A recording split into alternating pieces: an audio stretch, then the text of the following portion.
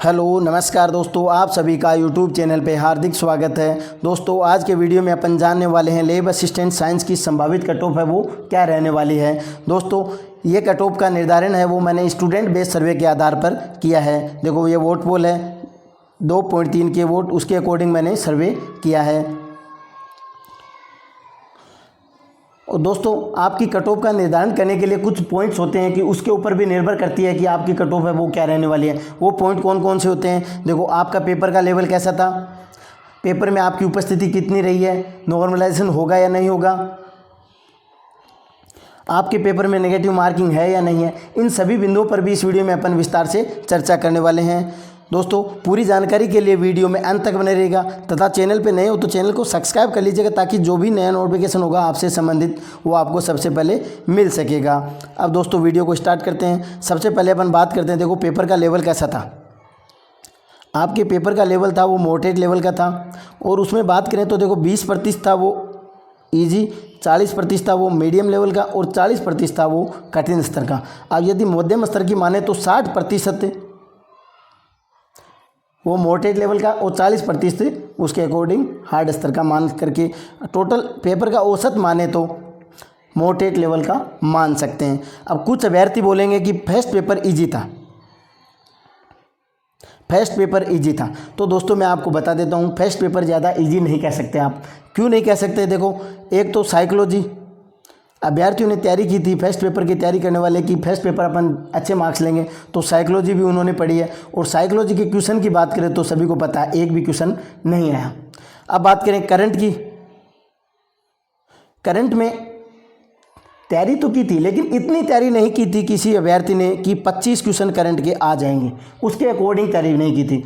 भाई तैयारी करने का भी स्तर होता है कि 10 क्वेश्चन आने वाले हैं उसके अकॉर्डिंग अपन तैयारी करें, एक 25 क्वेश्चन आने वाले हैं उसके अकॉर्डिंग भी तैयारी करें। तो इतने क्वेश्चन भी 65 से 70 क्वेश्चन किसी अभ्यर्थी के आ सकते हैं, उससे ऊपर बहुत ही कम अभ्यर्थियों के पहुंच पाएंगे। इसके बारे में भी आगे आपसे मैं पूरी चर्चा करने वाला हूं। अब दोस्तों बात करें नॉर्मलाइजेशन होगा या नहीं होगा, तो दोस्तों नॉर्मलाइजेशन होने की पूरी संभावना है क्योंकि इससे पहले जो भी ग्राम सेवक का पटवारी का वो पेपर हुए हैं 2 पारियों में 3 पारियों में, तो उनका भी नॉर्मलाइजेशन हुआ है। अब नॉर्मलाइजेशन होगा तो मैं बता देता हूँ, देखो किसको फ़ायदा होगा किसको। देखो 28 की बजाय 29 का पेपर था वो थोड़ा सा हार्ड था। अब ज़्यादा हार्ड नहीं करके कह सकते अपन 19-20 का फ़र्क बोल सकते हैं कि थोड़ा सा मामूली फ़र्क था। तो बढ़ेंगे तो 29 वालों के कुछ मार्क्स बढ़ सकते हैं, 2 से 3 मार्क्स बढ़ सकते हैं। अब बात करें देखो पदों की संख्या, ये भी निर्भर करती है कट ऑफ पर कि पदों की संख्या कितनी है। तो आप सभी को अवगत होगा आपके पदों की संख्या वो 847 है, साइंस के पदों की संख्या 847 है। उसके बाद में निर्भर करता है कि पेपर देने वाले अभ्यर्थियों की संख्या कितनी है। दोस्तों टोटल फॉर्म फिलअप हुए थे 4.5 लाख। देखो दूसरे दिन अभ्यर्थियों की उपस्थिति है वो 66% रही है और पहले दिन से 2% कम रही है। तो मतलब आप औसत लेकर के चलें कि 67% की उपस्थिति रही है, 67% उपस्थिति रही है। टोटल 4.5 लाख है तो इसके 67% निकालें तो आपके 3 लाख अभ्यर्थी होंगे, 3 लाख अभ्यर्थी हैं। अब बात करें एक पोस्ट के लिए कितने अभ्यर्थी प्रतिस्पर्धा में हैं, तो एक पोस्ट के लिए 354 अभ्यर्थी प्रतिस्पर्धा में हैं। दोस्तों आपकी प्रतिस्पर्धा बहुत अच्छी है क्योंकि 350 अभ्यर्थी हैं, वो काफ़ी अच्छे प्रतिस्पर्धा मानी जा सकती है भाई। लेकिन एक बात और बता देता हूँ कि जो प्रॉपर तैयारी करने वाले अभ्यर्थी हैं वो आपके इतने नहीं हैं, क्योंकि जैसे 12वीं की और फॉर्म अप्लाई कर दिया, नज़दीक सेंटर है या थोड़ा सा दूर है तो भी भाई तैयारी कर रहे हैं, तो वो सोच रहे हैं कि पेपर देकर देखें। यदि प्रतिस्पर्धा की औसत की अच्छी सी प्रतिस्पर्धा की तैयारी करने वाले अभ्यर्थियों की बात करें तो 100 से अधिक अभ्यर्थी एक पोस्ट के लिए नहीं है। अब बात करें नेगेटिव मार्किंग है या नहीं है। आप सभी को अवगत होगा कि आपके पेपर में नेगेटिव मार्किंग है और वो भी 1/3 है, तो इससे भी आपकी कट ऑफ है वो डाउन जाएगी। नेगेटिव मार्किंग होती है तो उसमें कट ऑफ डाउन जाती है। अब दूसरी बात इसमें देखो नेगेटिव के साथ में 2 पेपर हुए हैं आपके, दोनों पेपरों में 40% की मार्क्स हैं वो प्राप्त करने ज़रूरी हैं। तो कुछ अभ्यर्थी ऐसे भी हैं जैसे पीएमटी वगैरह की तैयारी करने वाले हैं, तो उन्हें फर्स्ट पेपर में तो 65 से 70 क्वेश्चन सही कर रहे हैं, सेकंड में तो 65 से 70 क्वेश्चन सही हो रहे हैं, लेकिन फर्स्ट में उनके नहीं हो रहे, 40% भी नहीं आ रहे हैं। कुछ अभ्यर्थी ऐसे भी होंगे जो जनरल कंपटीशन की तैयारी कर रहे हैं पहले से, तो उनके फर्स्ट में तो 65 से 70 क्वेश्चन बन रहे होंगे, लेकिन सेकंड में नहीं आ रहे हैं। साइंस में उनका क्लियर नहीं है, फिजिक्स केमिस्ट्री वो अच्छे से तैयार नहीं थी, तो उसके अकॉर्डिंग भी कुछ अभ्यर्थी ऐसे भी होंगे। तो इस प्रकार से भी कुछ कट ऑफ है वो डाउन रहने की संभावना होती है, क्योंकि दो अलग अलग पेपर होते हैं और दोनों को क्वालिफाई करना कुछ बहुत सारे अभ्यर्थी ऐसे होते हैं तो उसमें नहीं कर पाते हैं। अब देखो एग्जिट पोल के अनुसार मैं आपको बता देता हूँ कि क्या सर्वे है। 100 से 120 मार्क्स क्वेश्चन वाले हैं वो 59% हैं, 120 से 30 के 13, 30 से 40 9, 140 से 50 7, 150 प्लस वाले 12, ये 2300 अभ्यर्थियों ने वोट पोल किए हैं।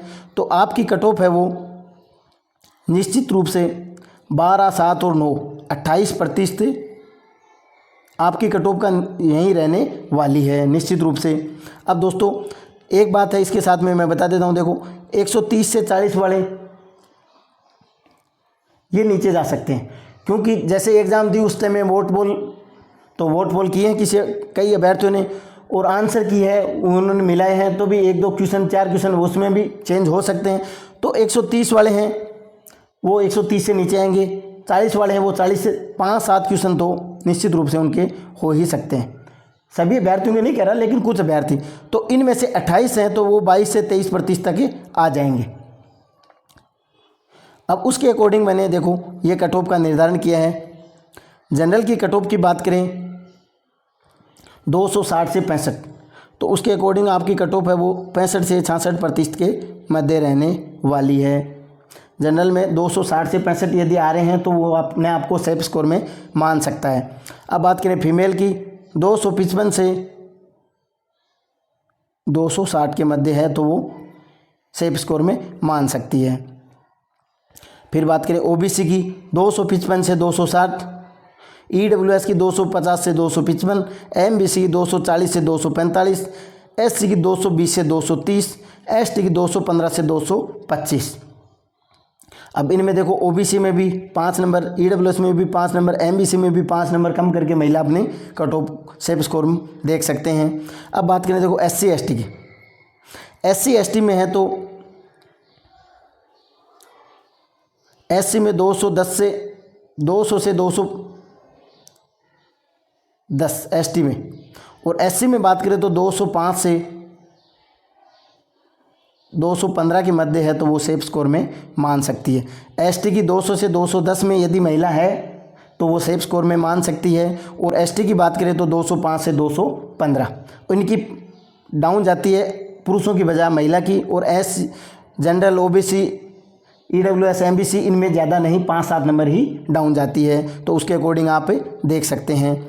धन्यवाद दोस्तों, वीडियो अच्छा लगा तो ज़्यादा से ज़्यादा शेयर करें।